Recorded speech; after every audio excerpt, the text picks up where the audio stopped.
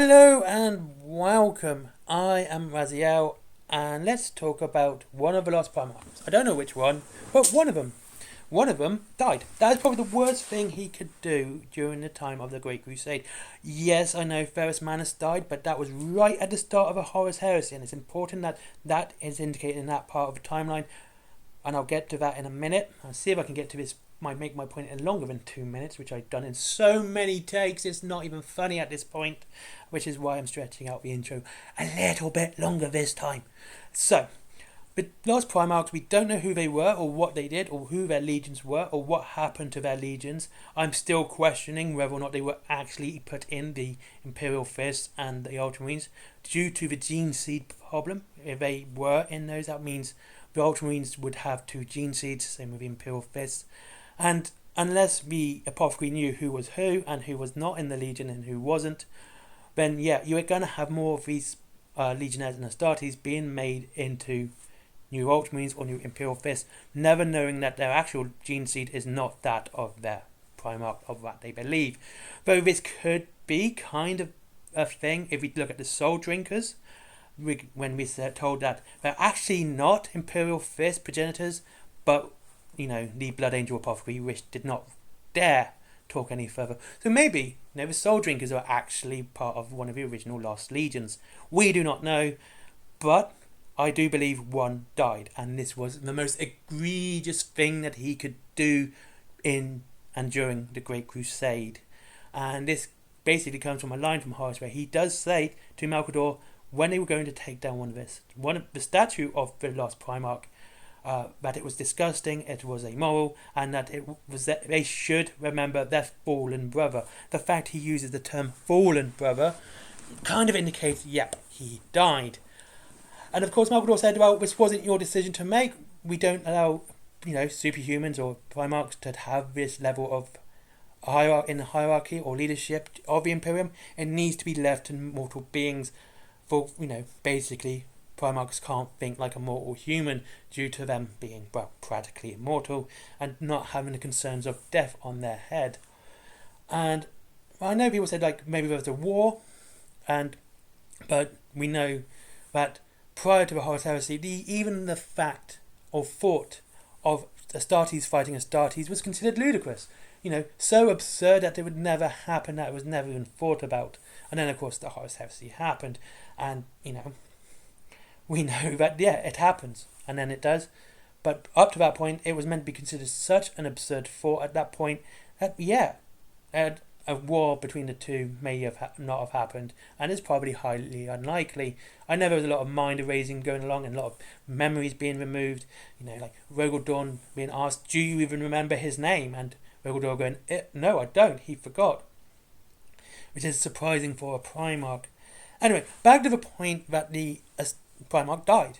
Now, if during the Great Crusade the Primarchs were seen as demigods, massive beings of perfection, beyond anything a mortal could be, better than everyone, the most perfect of beaten person, only beaten by the Emperor himself, so they could do no wrong, and they didn't, and people were like, they can't die.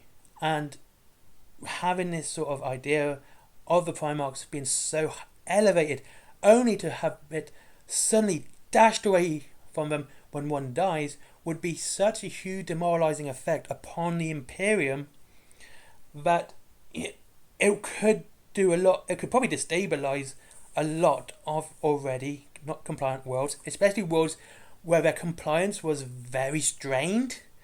And they're going, well, how can we trust you Primarchs not to die? We know you're mortal now. We know that you can die. And it would end up, riots would end up targeting the Primarchs with that knowledge.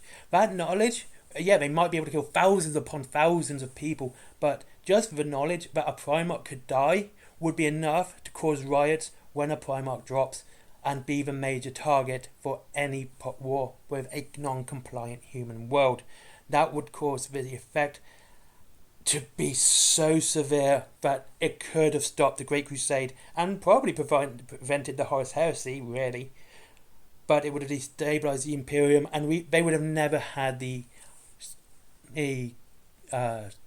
areas or I don't want to say the Imperium rule again, because it's saying the word same time again.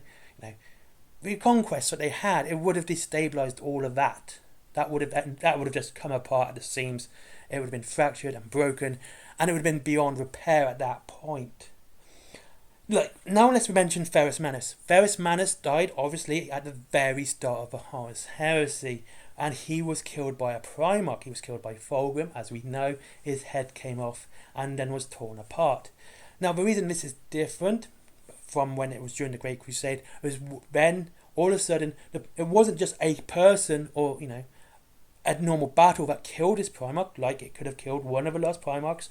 It was another Primarch, another demigod, another person who was only second to the Emperor and level with everyone else, and that wouldn't really cause as much as a ripple. It might have caused some issues, and it did, because obviously a lot of Imperial worlds did turn to Horus after this, but it would never have been as severe for the non-compliant worlds than if they had known a Primarch had died.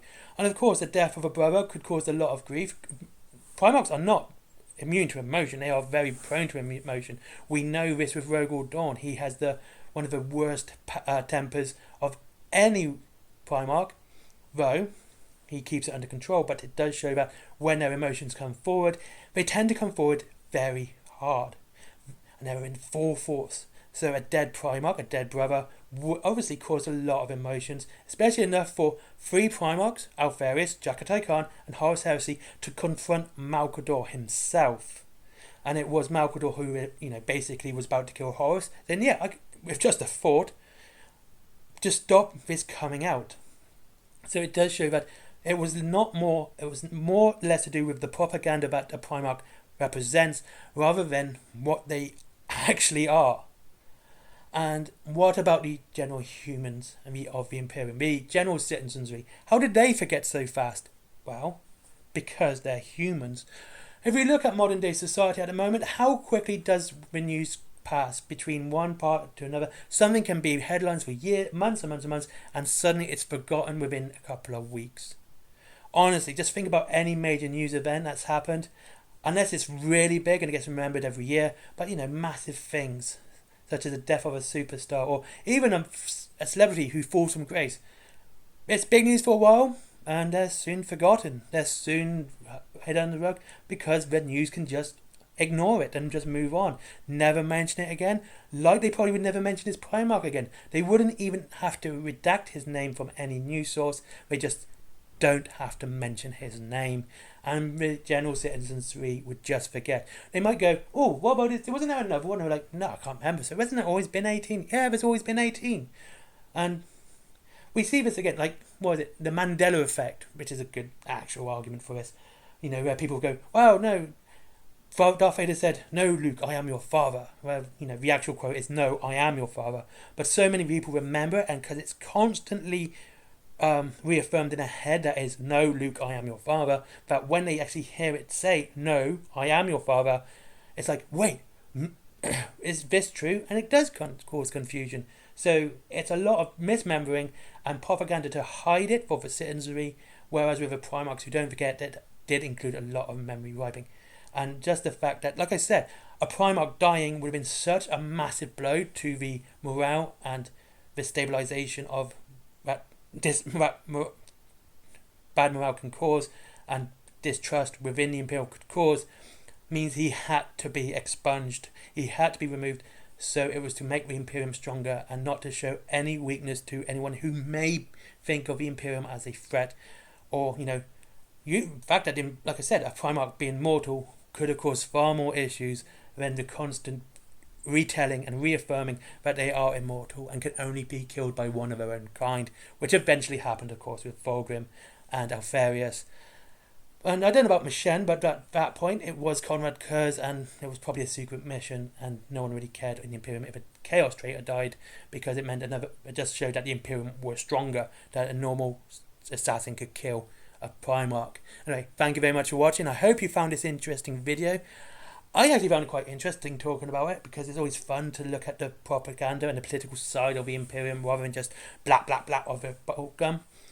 And thank you very much for watching. I hope you enjoyed it. See you again soon, and There is a link to Whaling Games down below as always, and of course there is Forbidden Planet if you like comics. Whaling Games for up to 20% off your Warhammer and free delivery after £20.